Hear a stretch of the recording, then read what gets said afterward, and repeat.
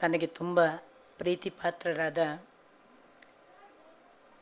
ಉಪಾಧ್ಯಾಯರನ್ನು ಮತ್ತು ಅವರನ್ನು ಕಾಣಿಸುವಲ್ಲಿ ತನ್ನನ್ನು ಅರ್ಪಿಸಿಕೊಂಡ ಶೋಭಾ ಅಕ್ಕ ಅವರನ್ನು, ನಾಟ್ಯದ ನಡೆಗೆ ಅಮ್ಮನ ಹಾಗೆ ನಿಂತ ರೇಣುಕಾ ಅಮ್ಮ ಅವರನ್ನು, ನೆರೆದಿರುವ ಎಲ್ಲ ಹಿರಿಯ ಕಿರಿಯರ ಪದ ತಲಕ್ಕೆ ಹಣೆ ಹಚ್ಚಿ ನಮಸ್ಕಾರ. ಇದೊಂಥರ ತುಂಬ ದೊಡ್ಡ ಬೆಟ್ಟದ ಮುಂದೆ ಪುಟ್ಟ ಮಗುವೊಂದು ಬೆಟ್ಟ ನೋಡಿ ಬೆಟ್ಟದಲ್ಲಿ ಏನು ಕಾಣ್ತದೆ ಅನ್ನುವ ಕುತೂಹಲದಿಂದ ತನ್ನಷ್ಟಕ್ಕೆ ಅಪಲಾಪಿಸುವ ಕೆಲವು ಶೈಶವದ ನುಡಿಯ ಹಾಗೆ ನಿಮಗೆ ಕೇಳಿಸಬಹುದು. ಕಾರಣ ಇಷ್ಟೇ, ನಾನು ನಾಟ್ಯ ಮಾರ್ಗದವಳಲ್ಲ. ನನಗೆ ಕರಣ, ಹೆಜ್ಜೆ, ಮುದ್ರೆ ಯಾವುದೂ ಗೊತ್ತಿಲ್ಲ. ನಾನು ಕೊರ್ಗಿ ಶಂಕರನಾರಾಯಣ ಉಪಾಧ್ಯಾಯರಂಥ ವಿದ್ವದ್ ಲೋಕದವಳು ಅಲ್ಲ. ನನಗೆ ಭಾವಲೋಕ ನನ್ನ ಜಗತ್ತು.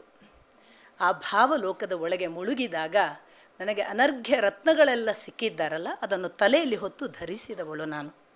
ಆ ಪುಣ್ಯಕ್ಕೆ ನಾನಿಲ್ಲಿದ್ದೇನೆ. ಅನೇಕ ಸಂದರ್ಭಗಳಲ್ಲಿ ನನಗೆ ಅನ್ನಿಸುವುದುಂಟು, ಒಬ್ಬ ರಾಮ ಬರುವಾಗ ರಾಮನೊಬ್ಬನೇ ಬರುವುದಿಲ್ಲ. ದೇವತೆಗಳ ಸಮೂಹದ ಜೊತೆಗೆ ಭೂಮಿಗೆ ಬರ್ತಾನೆ. ಒಬ್ಬ ಹನುಮಂತನಿಲ್ಲದೆ, ಒಬ್ಬ ವಾನರ ಸೇನೆ ಇಲ್ಲದೆ ರಾಮ ಅಪೂರ್ಣ. ಕೃಷ್ಣ ಬರುವಾಗ ಒಬ್ಬನೇ ಬರಲೇ ಇಲ್ಲ.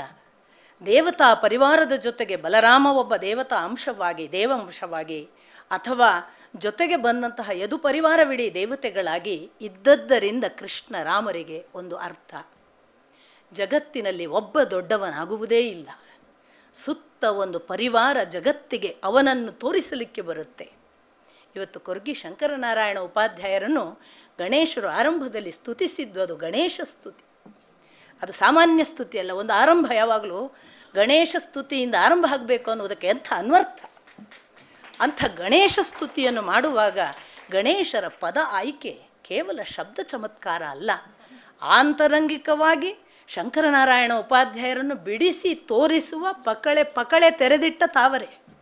ಯಾಕೆ ಈ ಮಾತು ಹೇಳ್ತೇನೆ ಅಂತಂದರೆ, ಶಂಕರನಾರಾಯಣ ಉಪಾಧ್ಯಾಯ ಅನ್ನುವ ಮೂರು ಹೆಸರನ್ನು, ಶಂಕರನನ್ನು, ನಾರಾಯಣನನ್ನು, ಉಪಾಧ್ಯಾಯ ಅನ್ನುವುದನ್ನಷ್ಟೇ ತಾರದೆ ಕೈ ಹಿಡಿದು ನಡೆಸಿದ ಲಕ್ಷ್ಮಿಯನ್ನು, ಹೆತ್ತೊಡಲಿನ ಮಗ ಸೂರ್ಯನನ್ನು ಕಾಣಿಸುವಾಗ ಕೇವಲ ಅವರ ಸಂಬಂಧದ ವಿವರಣೆ ಆಗಿ ಉಳಿಯದೆ ಅದವರ ಅಧ್ಯಾತ್ಮ ಲೋಕದ, ಅವರ ವಿದ್ವತ್ ಪ್ರಪಂಚದ ನಡೆಯಲ್ಲಿ ಲಕ್ಷ್ಮಿಯಾಗಿ, ಅವರ ವಿದ್ವತ್ ಪ್ರಪಂಚದ ನಡೆಯಲ್ಲಿ ಶಂಕರನಾಗಿ, ಅವರ ವೈದುಷ್ಯಕ್ಕೆ ಒಬ್ಬ ನಾರಾಯಣನಾಗಿ, ಅದರ ಜೊತೆಗೆ ಅವರು ಕಂಡ ಬೆಳಕಿಗೆ ಸೂರ್ಯನಾಗಿ, ಅದರೊಂದಿಗೆ ಉಪಾಧ್ಯಾಯನಾಗುವ ಆ ಸಾರ್ಥಕತೆಯಲ್ಲಿ ಅವರು ಬೆಳೆದ ಪರಿಯನ್ನು ಹಿಡಿದಿಟ್ಟ ಕ್ರಮ ಇದೆಯಲ್ಲ,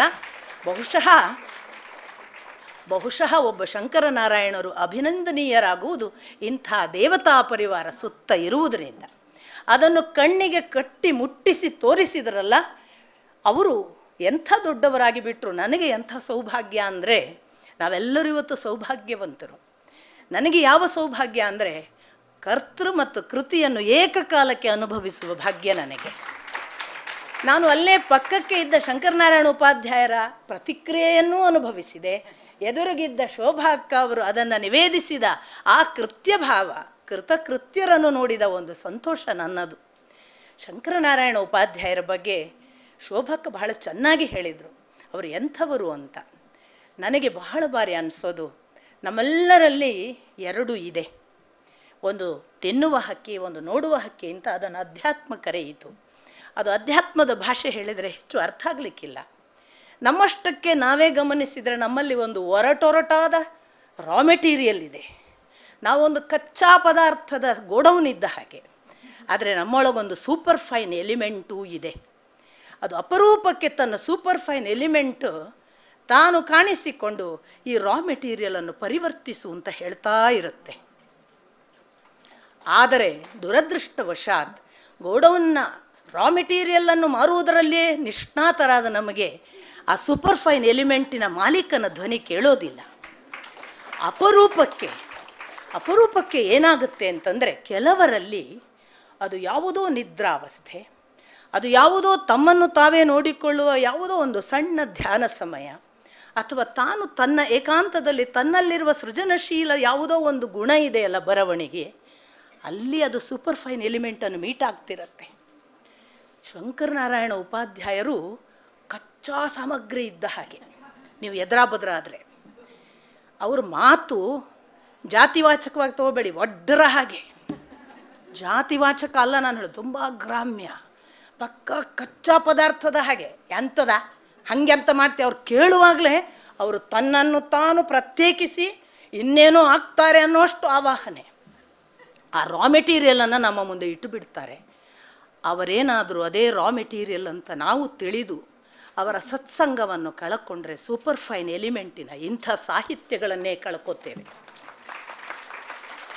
ಅನೇಕ ಜನ, ನಾನು ಈ ಜಗತ್ತಿನಲ್ಲಿ ಒಬ್ಬ ನನ್ನ ಪಾಡಿಗೆ ಈಸುವ ಮೀನು, ನನ್ನನ್ನು ನುಂಗ್ಲಿಕ್ಕೆ ಬಂದವರಿಗೂ ಕೊಟ್ಟಿದ್ದೇನೆ, ನನ್ನನ್ನು ನೋಡಬೇಕು ಅಂದವರಿಗೂ ಝೂವಿನ ಪ್ರಾಣಿಯ ಹಾಗೆ ತೋರಿಸಿಕೊಂಡಿದ್ದೇನೆ. ನನಗೆ ನೋಡಬೇಕು ಅನಿಸಿದಾಗೆಲ್ಲ ನಾನು ಆಳಕ್ಕೆ ಇಳಿದು ಇನ್ಯಾವ ಮೀನು ನೋಡಬಹುದು ಅಂತ ಈಸಿದ್ದೇನೆ. ನನಗೆ ಎಲ್ಲರೂ ಸಂತೋಷ ಕೊಟ್ಟಿದ್ದಾರೆ. ನುಂಗಿದವರ ಬಗ್ಗೂ ಬೇಸರವಿಲ್ಲ, ಹೊಡಿಬೇಕು ಅಂತ ಬಂದವರ ಬಗ್ಗೆಯೂ ಬೇಸರವಿಲ್ಲ. ಆದರೆ ಕೆಲವರಿಗೆ ಅದಾಗಲ್ಲ. ಶಂಕರನಾರಾಯಣ ಉಪಾಧ್ಯಾಯರು ಹೇಗೆ ಅಂದರೆ, ದೊಡ್ಡವರ ಸಣ್ಣತನವನ್ನು ಅರೆ ಕ್ಷಣ ಸಹಿಸುವುದಿಲ್ಲ, ಕ್ಷಮಿಸುವುದಿಲ್ಲ. ಹೊರಗೆ ಬಂದಾಯಿತು. ನೋಡ್ತಾ ಇದ್ದರೆ ನಾನು ಗಮನಿಸಿದ್ದು, ಅದೇ ಸಣ್ಣವರ ದೊಡ್ಡತನವನ್ನು ಒಂದರೆ ಕ್ಷಣ ಪೂಜಿಸದೆ ಬಿಡೋದಿಲ್ಲ ಅವರು. ಆದ್ದರಿಂದಲೇ ಶಂಕರನಾರಾಯಣ ಉಪಾಧ್ಯಾಯರಿಗೆ ರಾಮನಿಗಿಂತ ಕೋದಂಡ ಯಾಕೆ ಕಡಿಮೆ ಅಂತ ಅನ್ನಿಸ್ತದೆ, ಕೃಷ್ಣನಿಗಿಂತ ನಾಟಿದ ಮುಳ್ಳು ಯಾಕೆ ಚಿಕ್ಕದು ಅಂತ, ಒಂದು ಗೆಜ್ಜೆ ಒಬ್ಬ ನಾಟ್ಯವತಿಗಿಂತ ಯಾಕೆ ದೊಡ್ಡದಲ್ಲ. ಇದು ಸಾಮಾನ್ಯರಲ್ಲಿ ಅಸಾಮಾನ್ಯತೆಯನ್ನು ಗುರುತಿಸುವ ಸಣ್ಣ ಮನಸ್ಸಲ್ಲದ ಬಹಳ ದೊಡ್ಡ ಮನೋಭಾವವುಳ್ಳ ಶಂಕರನಾರಾಯಣ ಉಪಾಧ್ಯಾಯರಂಥವರಿಗೆ ಮಾತ್ರ ಸಾಧ್ಯ. ಚಿಕ್ಕದರನ್ನು ಎತ್ತಿ ಹಿಡಿಯುವುದರಲ್ಲಿ ಅವರು ಎತ್ತಿದ ಕೈ. ಅಂತಿಂಥ ರೀತಿ ಅಲ್ಲ, ಅವರು ಒಬ್ಬ ಬಾಲಕನ ಹಾಗೆ ಬಂದುಬಿಡ್ತಾರೆ, ಬಾಲಪಾಠ ಹೇಳುವ ಹಾಗೆ ಹೇಳ್ತಾರೆ. ಇದೆಲ್ಲ ಸಾಮಾನ್ಯ ಸೌಭಾಗ್ಯಗಳಲ್ಲ. ನನ್ನದೊಂದು ವಿನಂತಿ, ನೀವು ಅನೇಕ ಜನ ಅವರ ಜೊತೆಗೆ ಒಡನಾಡಿದವರಿದ್ದೀರಿ. ತೀರ ಖಾಸ ನಾನು ಅವರಿಗೆ ಮಾತನಾಡಿದಾಗ ಹೇಳಿದ್ದುಂಟು, ಉಪಾಧ್ಯಾಯರು ತನ್ನಷ್ಟಕ್ಕೆ ಏನು ಬರೆಯುವವರಲ್ಲ.